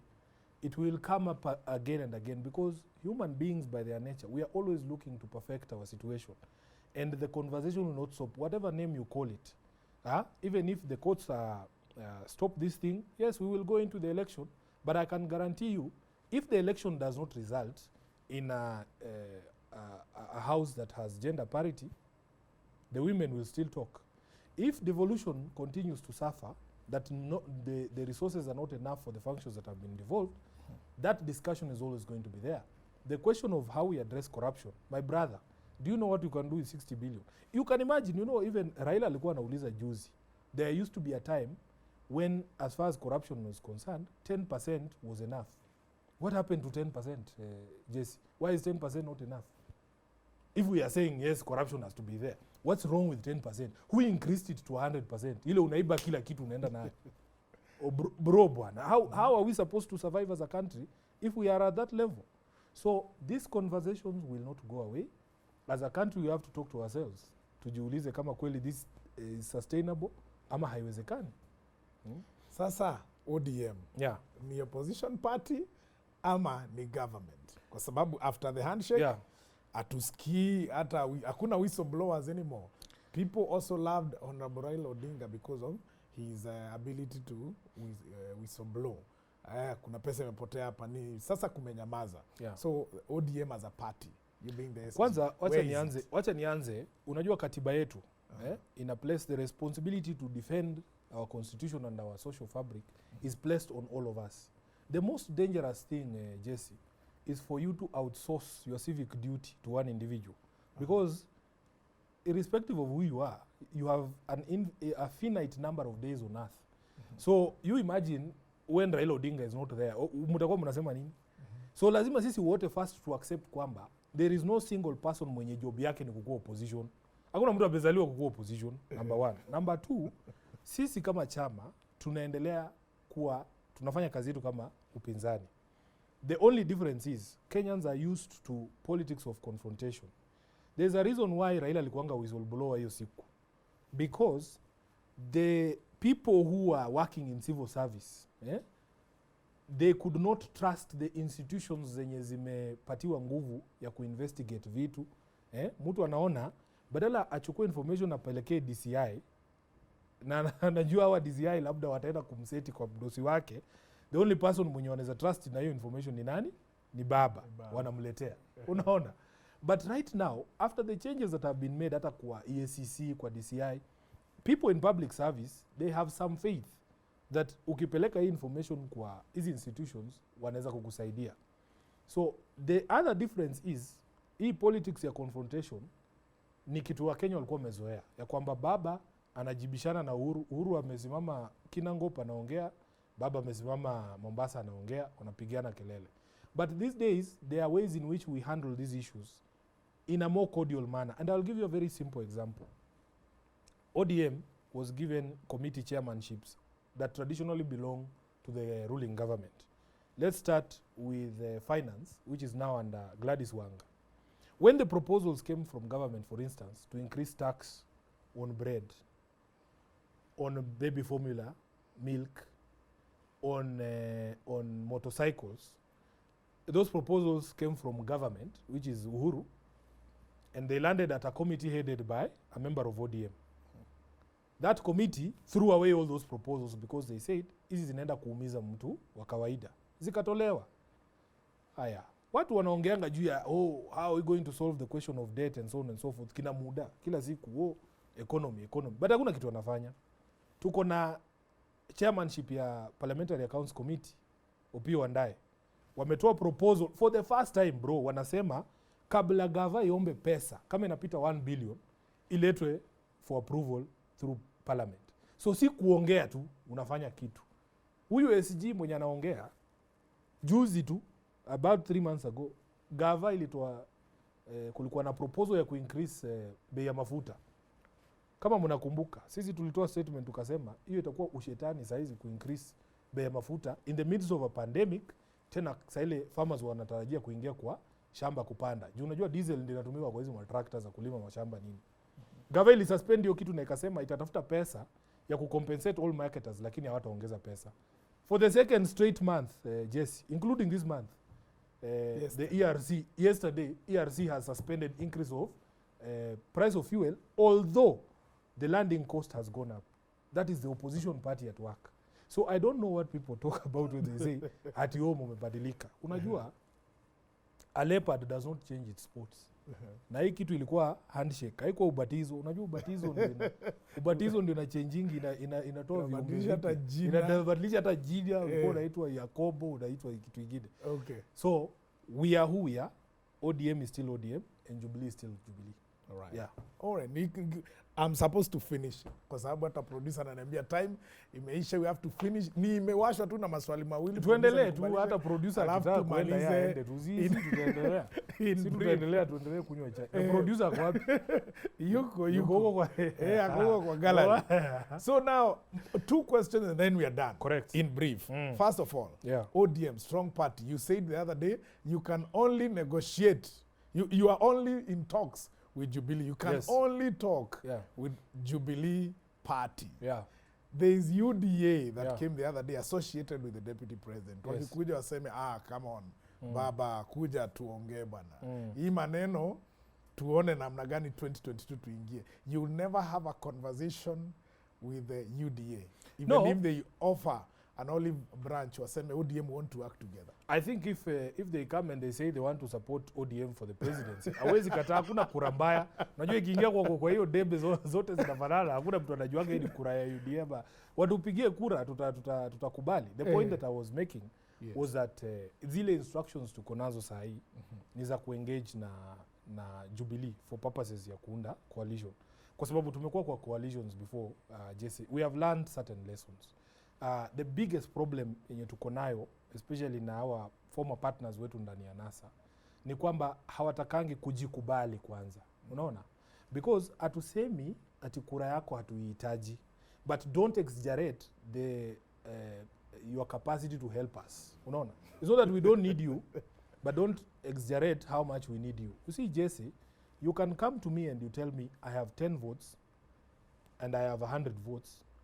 So in that arrangement, I need your 10 votes. You also need my 100 votes. But don't insist that we are equals. That is where the problem is. We discuss equity, but don't force equality on us. Just as your 10 votes are important, recognize that I have 100 and you have 10. So that ukienda kuchinja ng'ombe, kwa mfano, wewe home uko na watoi 10. Mimi niko na mtoi 1. Alafu ni insist tugawane hiyo ng'ombe nusu. Usikuna watoto wa mtu mmoja hapo wanastafu, si ni kweli? Yes. So hata ile shida tuko nayo na hawa jamaa wetu, marafiki zetu wa NASA, si ati hatutaki kura zao, lakini wamekataa kujikubali. Unafaa ujikubali useme mimi sina the same level ya standing na Raila ama na ODM. Mimi ninachezanga tu hapo Ukambani ama mimi ninachezanga tu hapa Western. Wacha nikupea very good example. Si tulikuwa na by election Matungu. Tukapambana kabisa na hao watu wa ANC nini. Bila tulimaliza Matungu, wao walibaki huko wakicelebrate. Mimi nimeingia Bonchari na campaign. Wao wako Bonchari. Unaona? So inatakiwa uone hiyo difference. Useme na nilikuwa nimetoka Msambweni, pale wao hawako. Mimi niko Msambweni, niko Bonchari, niko Matungu. Wewe ukimaliza Matungu unapiga sherehe tu Matungu. Hapo tu. Alafu unakuja kuniambia ati tukigawana ng'ombe tugawane nusu. Hapana. Mimi nafaa nikumbuke watu wangu wa Msambweni, nikumbuke watu wa Bonchari, wewe uko tu na watu wa Matungu peke yake. So what we are saying is, hata sasa tukiingia kwa negotiations, kwanza tunataka watu wajikubali, waadmit ya kwamba we are not the same, we are not equals, but we can help each other. So tuangalie ule mtu wako na the biggest strength, tuone uni mtu anahitaji top up tu, alafu hiyo across the threshold. Ndio maana tumeona Jubilee is a bit more attractive to us juu, yani ni wase mwenye mnaweza sema mko level pegging. Wale jamaa kusikizana na watu mnatoshana ni rahisi sana. Kwa sababu wananga demands mingi. Lakini hao watu wadogo wenye wanajaribu kujiassert. Unajua ile short man syndrome. Yes. Watu wafupi ni wabaya, sio kama watu wafupi. Watu wafupi ni wabaya. Kusikizana nao inakuwa ngumu. So hiyo tu ni argument iko. Kujikubali. Self love inaanza. Kama ni mfupi, usiseme I'll be back shortly. Say I'll be back the way I am. Vile Mungu alikuumba, unakubali tu. Anyway, hiyo ndio shida. Haya, ya mwisho sasa na tumalizie hapo. Juu hatuwezi maliza conversation yetu. Umeongea about Msambweni. Tuliona hapo mmevurugana na Mheshimiwa Aisha Jumwa. Na umesema siasa, hata Mandago mwenyewe, Governor Mandago, aliwaambia siasa usiweke wapi? Kwa roho. Teremsha kidogo kwa lungs bwana. Ukiweka kwa roho utaumia. Lakini nyinyi pale ilikuwa ni siasa bado ya ODM. Msambweni wewe uko kwa podium. Mheshimiwa Aisha Juma amekuja akakunyang'anya mic. Kajishika nyuma. Mumesikizana? First of all, unajua mimi kitu fani na siasa ya Kenya. from where I come from, first of all, Yes. sisi hatupigangi madem. Yes. As in, yani, I have never raised a hand tunapiga From dem. Kakamega hapa. Hata huko Kakamega, dem akikukosea, unajua si tumefunzwa, si ni Waluya. Yes. Kuna njia zingine za kudili na hao watu. Yes. Lakini huwezi mpiga. Sitaki kusema. Sitaki kusema. Hata Diamond anajua siwanga mwanamke apigi kwa fimbo.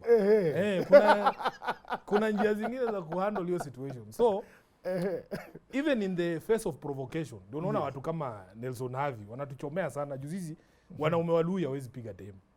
Hiyo hatufanyangi. So hata akikuja kuprovoke kama hiyo time sasa ameninyang'anya mic. Unajua pia kuna kitu ningefanya. Mlikuwa mnataka tuanze kushikana hapo mashati. Haingewezekana. Lakini watu walinikemea sana for actually keeping cool, knowing that I can't. Unaogopa mademu wewe. Tatakuitia Aisha. Behave kama Havi. Ati behave kama Havi nimvunje kidole bro. Hiyo vitu. Hiyo vitu zifanyagi. So tukiingia Msambweni. Yani ali use analogies zingine. Unajua huyo mother ukimpea tu mic pia yeye ni mbaya tu kwa mic, kwa podium. Si mchezo wako na hiyo uwezo ya kukudescribe kwa njia mbaya sana. Kwanza na Kiswahili. Sasa ile shida iko yeye amezoea akiongea kuna mtu anamjibungu. So siku nimeingia Msambweni nikasikia amemake kitu ridiculous sana ati sijui tunampangia tumfanyie vitu gani. So bro, unajua pia ukikuwa kwa podium pia unajua kuna kwanga tu na kapepo fulani kanaingianga tu. So kujiwachilia. Nikaongea vile niliongea. So point nilikuwa najaribu kumake ilikuwa ndio, but maybe nilitumia word strong sana. So mother unajua uzuri yake, yeye amezoea kutupa mawe lakini hairudishwangi. Sasa hiyo siku mimi niliamua mimi ndio nitarudisha. Wamadha karibu wanimalize hii Kenya. Watu wakapiga kelele wakasema nini, but nilielewa. Unajua kwa nini Jessy? In all honesty, na nilikaa na ule buda ule chairman wa NCIC. Buda mzuri sana. Yes. Akaniambia Sifuna, do you know why people are outraged? It's not because of what you said. It is because they don't expect that from you. Yes. Akaniambia wewe bro, ukianza kuitwa kwa list moja na kina Sudi na kina Aisha, una disappoint watu wengi. We ni msemo mwenye tumekurank. Unaona? Aliniongelesha kibuda. Ni buda ndiye aliniconvince nikaenda hapo nje nikasema, acha tu ni apologize for the purposes of the people who are genuinely disappointed that Sifuna should not be saying things like those. Wacha watu wengine waseme lakini si wewe. Unaona? So hiyo ndio ilikuwa the reason nilienda pale nikasema I was apologizing to people who are genuinely disappointed. Not to Aisha Juma. Not to her. I don't think she deserves an apology. She doesn't deserve, kwa sababu ile vitu wamesema ni worse. But do you know what? It is not personal. Me and Aisha, hata tukikutana, tunasalimiana. Sina ubaya. Amjai hata ongelea hiyo issue. Hatuna maneno. At least from my side. Hiyo story vile iliisha, mimi namtakia mema. Yeye mwenyewe anajua. In fact, I think kuna watu walikuwa nafikiria kwa sababu hiyo wakati tulikuwa tunafanya disciplinary process ya Aisha, I am the spokesperson of the party. So kama NEC imepitisha kitu, ule mtu anasoma ni Sifuna. Yes. So ukisoma kitu imaanisha ati sasa ati ni wewe. So kuna watu wengine wanafikiria ni chama. Yani ni process tu. Me I'm not invested in it. I don't have anything personal against her. And in fact that's the point I was trying to make. Huko Kilifi akininyang'anya mic. Yes. Nimwambia unajua mimi nafanya tu kazi yangu. I have nothing personal against you. Kesho SG mwingine akichaguliwa, ni atakuwa anasoma hizo resolutions tu.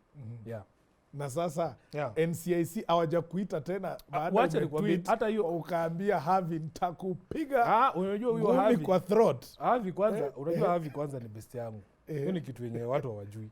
Hizi online ni best yangu, acha hata before tukue mawakili. Unajua tulikuwa Msingu na si ni ma old boys wa Msingu. Na huwa tunakutana tunaongea tu. Tunanga shida. Lakini unajua pale online ni banta. Pia pale Twitter ni kutekeana down. Hata mimi kuna time mimi upigwa chini pa. Unaamka wewe unatafuta mnyonge mwingine. Pia una time kama mnyonge mwingine kanaongea watopo unakagonga. Unajua ile tu online banta. Si ati hata unajua sasa Havi honestly ukimsimamisha hapa na nini na unisimamisha hapa.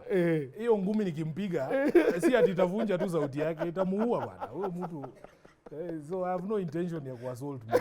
Lakini pia alikuwa amesema hapo. Unajua yeye ni mfupi. Na umesema mtu watu kadogo, wafupi. mtu kadogo hivi unaweza shika ufinye shingo na ishe. Sasa Lakini nyinyi ni mabeshti. besti yangu sana. Umuulize atakwambia. Nitamuita hapa niambie. Mwambie. Aniambie akwambie leta hiyo ngumi. But SG ODM Edwin Sifuna, asante sana kuja kwenye Jessy Junction. Thank you, bro. Nashukuru sana. Asante. I wish you all the best in your political endeavors and hope to see you as a leader in the next government. Asante. We need young people pale bana. Yeah, I am already a leader, Jessy. What I want to encourage you, hata wewe you are already a leader because you are shaping opinions. One of the biggest fallacies is that elections result in geniuses. They don't. Unajua hao watu wamechaguliwa wanajiwekanga juu sana. Ati sisi unajua wewe Sifuna hujawahi chaguliwa. If elections resulted in geniuses, we would be very far. But I am telling you, there are people who have been elected who are proper embarrassments to even the people who voted for them. So even you, without being elected, you have an opportunity to shape opinions and minds. You have a powerful voice. Never be intimidated wakwambie ati kama hujachaguliwa usiongee. Unaona? So even me, whether I am elected or not, I know that I have a voice. Lazima nitaendelea kuongea. So usiseme nitakuwa leader nikichaguliwa, pana. Mimi ni kiongozi bwana. Mimi ni kiongozi. Na sisi tuko hapa tunaongea kwa hii platform. Wewe hii platform mimi ni kiongozi. Wewe ni kiongozi. Nchamba ya Meru. Ndivyo tunasema. Correct. Sema Nchamba ya Meru. Nchamba ya Meru. Ndio huyu sasa hapa. Kiongozi. Meru wewe ingia na upeane direction. Mtu asikwambie ungoje kuchaguliwa. Kabisa Sifuna. So thank you so much for coming for Jessy Junction. Tutakutana twende kwa baba sasa. Hakuna shida. Hata yeye tupige story. Tunataka tumlete hapa Kino. Tunataka alikuja Kino by the way. Atakuja. Sio mimi niende Karen. Atakuja kwanza. Yeye akuje Kino. Unajua huyu jamaa kuna story mingi sana. Yes. Atakupigia hapa story, huyo producer wako atapata shida sana. Atapata tabu. Kama unaona Sifuna amechukua muda mrefu. Za baba zitaanza 1978. Juu baba is coming here. Ndio baba anakuja. Bas. Na mtakuwa huko before independence. Mtachoka. Ulikuwa na mzungu. Atakuja mpaka ako na ile nini kipande yenye Wakikuyu walikuwa wanapewa. Unajua ako nayo? Kama sasa wewe mtu wa Imenti. Yes. Haukuwa unaruhusiwa kutoka Imenti bila hiyo passport kusaidiwa na chief, kwa kipande. Atakuja nayo hapa aonyeshe. Ndio tulikuwa producer ajipange. Kwa hivyo the next show itakuwa refu sana na baba. Ile ni mrefu. Akuja na kipande. Twende Germany. Tuingie 1982. Correct. Kabla mfike saa hii ati BBI. Hiyo ni jioni. Aina wazi msalimia sana, mwambie amekaribishwa. We'll be waiting for him. Na of course I'll make sure amekuja kwenye Jessy Junction tuongee hizi conversations za vijana. Atakam ni msempoa sana. Kabisa. So asante sana. Thank you for watching Jessy Junction. We'll be back in a few to close the show. And thank you Sifuna ODM. Oriom no. Kabisa. Utemanto. Edwin Sifuna, ODM Secretary, young man, young leader, breathing fire when it comes to policies and issues to do with leadership right here in the country. He has actually reminded me of Winston Churchill, who once said, "A politician needs to know what will happen today, tomorrow, the day after, next week, next month, and even next year, so he can have the ability to explain when they don't happen." Thank you for watching Jessy Junction. See you next time. So far, so good.